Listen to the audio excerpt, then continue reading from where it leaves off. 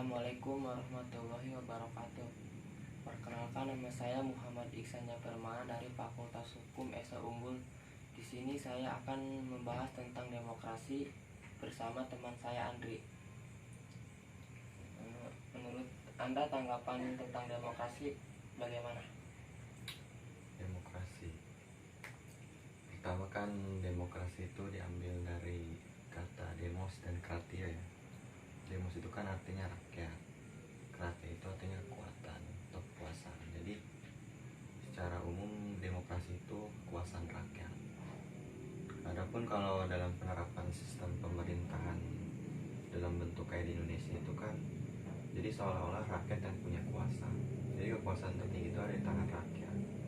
Jadi mau nggak mau, meskipun secara umum presiden itu orang nomor satu, tapi kekuatan rakyat masih lebih tinggi. Makanya ada yang namanya DPR yang menjadi sarana aspirasi bagi masyarakat untuk mengadukan keluhan-keluhan yang masyarakat rasakan. Itu poin pertama.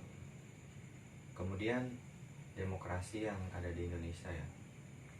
Demokrasi yang ada di Indonesia itu bukan cuma satu. Ada demokrasi terpimpin, yaitu pada zaman Insinyur Soekarno kan. Kemudian masuk lagi kepada zamannya Pak Soeharto, terus dan sampai sekarang itu demokrasi Pancasila.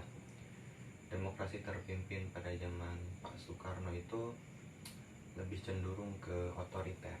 Otoriter ini maksudnya seolah-olah masyarakat untuk bersuara itu susah, berbicara sedikit, nggak bisa di-ACC sama pemerintah gitu.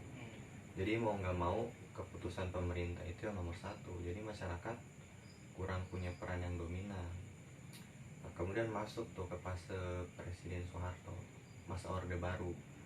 Bahkan ini hampir lebih parah masanya, dimana masyarakat mengkritik sedikit jadi bahan inceran gitu kan. Pasti bakal hilang kalau ngeritik dikit. Udah hal lumrah itu diketahui banyak orang. Dan kebijakan-kebijakan Pak Soeharto itu kan perlahan-lahan mulai lebih kalem tuh pada masa B.J. Habibie, terus sampai pada masa SBY itu lebih calm down, kelihatan lebih kalem kan. Kemudian pada masa sekarang nih, penerapan demokrasi Indonesia, banyak sekali faktor-faktor yang harus kita kritisi ya pada masa Presiden Jokowi.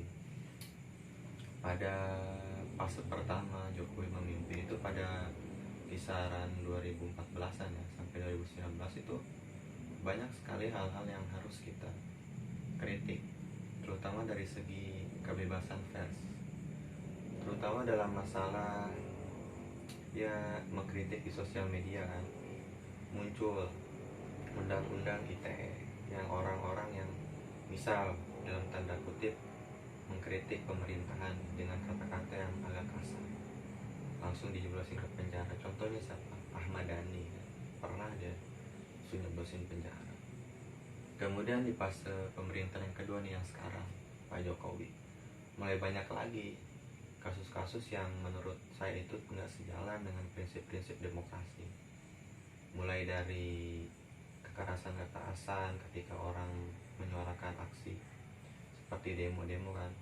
Seharusnya pemerintah melindungi setiap aspirasi yang masyarakat sampaikan, tidak langsung main hantem-hantem aja gitu kan, karena itu sudah menyalahi prinsip-prinsip demokrasi itu sendiri. Itu menurut saya pribadi. Oke, udah. Jadi kesimpulannya, pada dasarnya sistem penerapan demokrasi di Indonesia belum sempurna, ya kan? Masih belum sempurna 100%. Masih banyak faktor-faktor yang harus diperbaiki oleh pemerintah, ya kan? Masih banyak PR. Ya. Adapun kurang dan lebihnya saya mohon maaf. Wassalamualaikum warahmatullahi wabarakatuh.